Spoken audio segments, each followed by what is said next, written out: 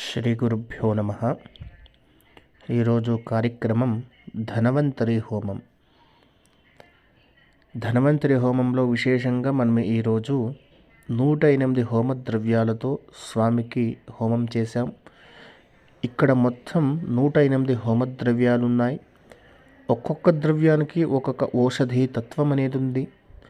ఆ భగవంతునికి ఉదయం నుంచి ఆరాధన చేశాం, అభిషేకం చేశాం, అర్చన చేశాం.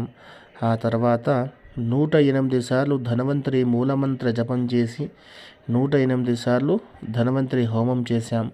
ఆ ధన్వంతరి మహావిష్ణు అనుగ్రహంతో అందరికీ మంచి ఆయుస్సు ఆరోగ్యం దొరకాలని ఆ ధన్వంతరి మహావిష్ణువుని ప్రార్థిస్తున్నాను. మీకు ఇంకా విశేషంగా ఈ ద్రవ్యం గురించి వివరణ కావాలి అంటే ఈ వీడియోస్కి ఎక్కువగా లైక్ చేయండి. ఆ ద్రవ్యాల వివరణ మీకు చెబుతాను.